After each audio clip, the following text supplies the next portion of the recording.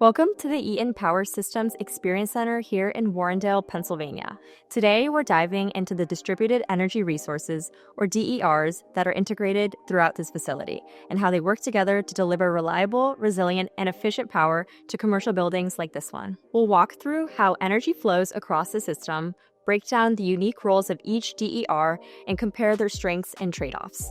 Then, we'll look at how Eaton's intelligent controls bring it all together to optimize performance in real-world scenarios.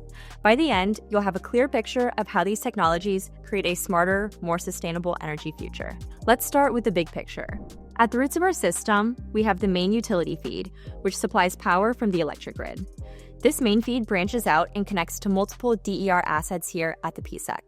The microgrid, the fuel cell, the xStorage battery energy storage system, or BESS, and Eaton's EnergyAware UPS. All of these ultimately feed into the building loads, which represents all the equipment, lighting, HVAC, and systems that the facility uses on a daily basis.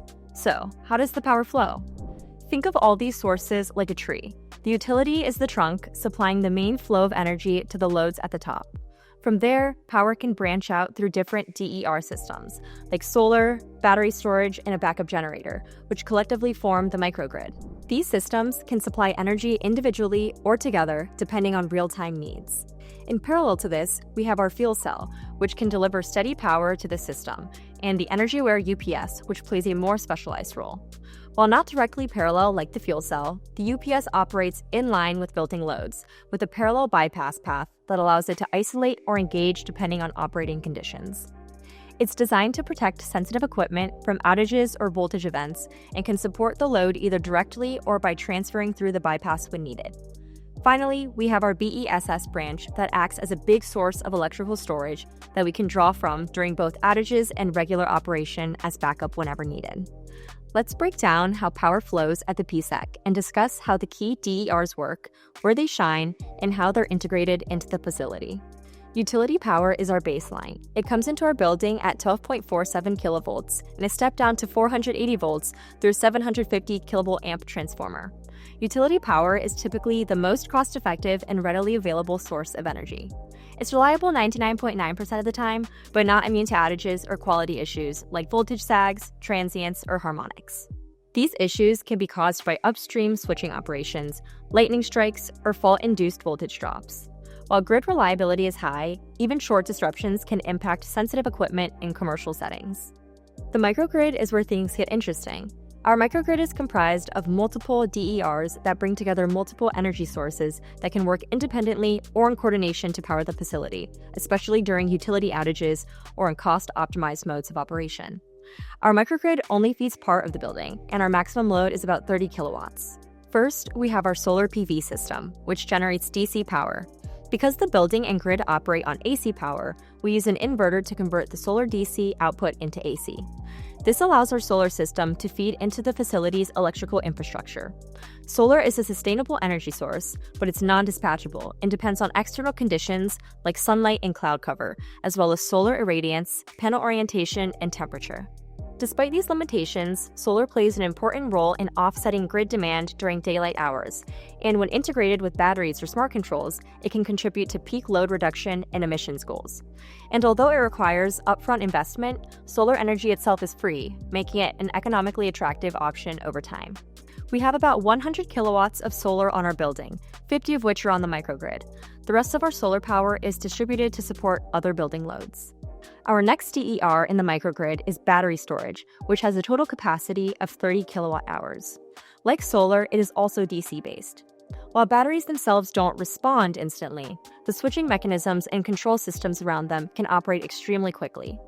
That makes them well-suited for balancing short-term load fluctuations, stepping in during brief outages, or engaging in demand response, depending on how they are integrated. We use lithium-ion batteries rather than traditional lead-acid, which allows for higher energy density, longer cycle life, and faster charging, ultimately enabling more efficient and compact storage solutions. A battery management system, or BMS, continuously monitors battery data to ensure it operates safely and lasts longer. The BMS can also communicate with the central controller, which can then make real-time decisions, such as adjusting power flow, triggering alarms, or switching between energy sources. Then there's our generator, which is a more traditional DER, rated at 150 kilowatts. It's a strong solution for longer duration outages and runs on natural gas. However, it does come with trade-offs. It takes time to start, produces emissions, and requires preventative maintenance. That said, its integration within our microgrid includes advanced controls for frequency matching, allowing it to synchronize seamlessly with other sources of generation and the local load. It can also parallel with the grid, enabling scalable operation, load sharing, and smoother transitions during dynamic grid conditions. Because it's AC-based, it integrates directly with the building load. At the heart of the system is the microgrid controller. Think of it as the brain that keeps everything running smoothly. It constantly balances how much power is being used with how much is being generated. It's also configured to maintain overall system stability, support islanding, shave peak demand, shift loads, achieve the lowest total cost of operation, maximize renewable energy usage, and provide utility demand response functionality. This coordination is what allows the system to remain cost-efficient, stable, and responsive to real-time changes in load or generation. Together, these components form the backbone of the microgrid, giving us flexibility, resilience, and control over how we power that part of the facility. The fuel cell here at the PSEC offers a highly efficient and clean 50 kilowatt source of continuous power. Unlike combustion-based generators, fuel cells use a chemical reaction, typically between hydrogen and oxygen, to produce electricity, resulting in minimal emissions and primarily water vapor as a byproduct. The system operates on DC output stabilized by supercapacitors, which also support rapid response to load changes and enable seamless islanding during grid outages. Once stabilized, the power is inverted to AC for integration into the building's electrical system. The unit is grid-tied but can switch to grid-forming mode, allowing it to operate independently for downstream loads. Modular architecture allows scalability, with individual fuel cell stacks forming modules, which are then combined into energy servers and server farms. Though startup requires thermal ramp-up over 12 to 48 hours, once operational, fuel cells are excellent for providing baseload power for many years, making them ideal for facilities that require 24/7 energy resilience. The EnergyAware UPS is Eaton's modern take on the traditional uninterruptible power supply. Our UPS is 600 kilowatts and has a battery capacity of 240 kilowatt hours. Not only does it protect sensitive loads during utility outages, but it can also participate in grid services, such as frequency regulation or voltage support, by strategically charging or discharging its battery when needed. In our system, we use it to demonstrate demand management by setting the peak load of the building to 100 kilowatts and taking power from the batteries to maintain this demand. Lastly, Eaton's xStorage is our dedicated BESS that has a 250 kilowatt inverter and a 500 kilowatt hour battery. Its controller can be leveraged for peak shaving and demand response, using the batteries dynamically to discharge when the load is high. For example, with DC fast charging with electric vehicles, and then recharge under light load conditions to optimize energy costs. Integrating DERs isn't just about installing hardware, it's about making it all work together electrically. A lot of the integration complexity comes from AC versus DC power. Utility and generators are AC, so they match the building load without extra conversion. Batteries, fuel cells, and solar are DC, which require inverters to become usable AC power. Balancing these sources with real-time load demands can also get tricky. For example, if solar output spikes on a sunny afternoon while the building load is low, the control system must decide how to handle that excess power. It may be stored in the battery, if there's room, or curtailed, meaning the system intentionally reduces solar output to prevent overproduction and maintain stability. Alternatively, the inverter may scale back production, or it may just be sent back to the utility if the utility allows for net metering. There are several ways to handle this scenario, and the chosen method depends on the system's capabilities, operational priorities, and what is permitted by utility regulations or interconnection agreements. On the flip side, if the building load increases suddenly, say from a large HVAC unit kicking on, the system can coordinate sources to pull excess power from our BESS to prevent any minor interruptions from voltage drops. These decisions need to respect current limits on each source, load priorities, and real-time inverter control capabilities, all while keeping power quality in check. Additional considerations include managing battery charge based on time of use rates and critical load priorities, and ensuring coordinated charge and discharge behavior across the system.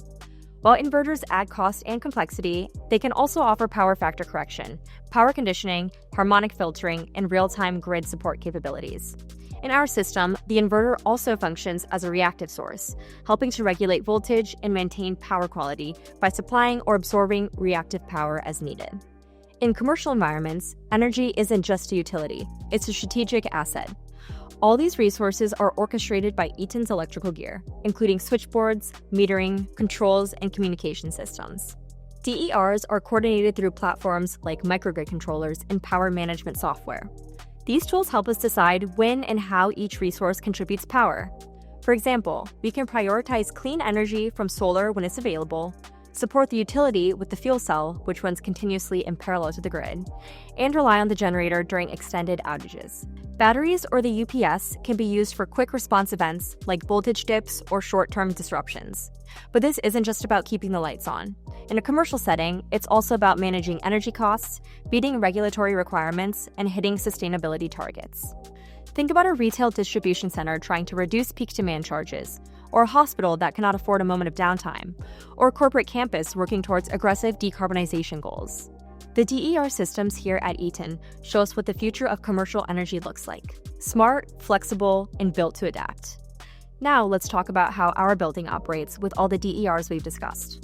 We'll go through 3 scenarios: typical operation, utility outage, and cost optimization. Under typical conditions, our building is designed to operate with high reliability while maintaining a stable utility load profile. For this condition, the microgrid will maintain a maximum of 15 kilowatts of peak load from the utility, while taking in all solar power generated from our 50 kilowatt solar array associated with the microgrid. If the load exceeds that, we draw from the battery. If the solar exceeds the load, we backfeed into the rest of the building. In this scenario, the generator maintains a standby mode. The fuel cell will maintain its 50 kilowatt output. Meanwhile, the EnergyAware UPS is always online, acting as a buffer for building loads and cleaning up any small power quality issues that may be coming from upstream. Finally, the BESS controller takes into account all of the other DERs and maintains a maximum utility kilowatt demand. For example, we could set this demand to 50 kilowatts and the batteries would discharge for any load above that and recharge during light load conditions. During this typical condition, our goal is to draw a maximum demand of 50 kilowatts or less from the utility. During a utility power outage, our building's energy systems respond in a carefully coordinated sequence to maintain uninterrupted operation and maximize the use of renewable and efficient resources. Let's look at what's happening with each of our subsystems and DERs.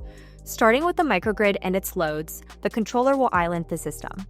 This means that the batteries will take over as the primary source of power until the generator can start up and is safely connected to the system in about 10 seconds. Since the solar inverters are grid tie inverters, they will turn off for 5 minutes but will resume power production after that. If the solar output exceeds the load, the controller will curtail the solar so that power isn't pushed back into the generator. Our EnergyAware UPS will prioritize reliability, react instantly, and protect its loads. It would pause the demand management if active. Meanwhile, the fuel cell will go into islanding mode, and since we don't have downstream loads on it, it will remain idle but maintain its temperature so that it can immediately restart upon utility return. Finally, in our outage scenario, our BESS would remain idle but has the capability to island to support loads if required. Since we have the microgrid and UPS, we don't require this capability for our building. Now let's look at what our DERs would do during a cost optimization scenario. Our microgrid shifts its loads to the most cost-effective resources. Solar generation is fully utilized and the energy storage is optimized to minimize peak demand and energy usage. Our generator remains on standby. The fuel cell will continue to output its maximum capacity of 50 kilowatts. The EnergyAware UPS will consider the utility building structure to charge when power is cheap and discharge during the most expensive times of day. Finally, similar to typical operating conditions, the BESS will maintain the lowest possible demand on the utility by considering the outputs of all the other DERs. In this condition, we may be able to hold the building at 0 kilowatts for the most expensive times of the day and control it to recharge during the least expensive times. So, what have we seen? Here at the PSEC, DERs like the utility grid, microgrid, xStorage BESS, UPS, and fuel cell aren't just standalone technologies. They're parts of a cohesive, integrated, and smart commercial power system. Through advanced control, conversion, and protection, we can decide where energy comes from, how it's delivered, and what it powers. If you want to learn more about DERs and optimizing them, or to see them in action, contact us or your local Eaton representative to visit one of our Power Systems Experience Centers today.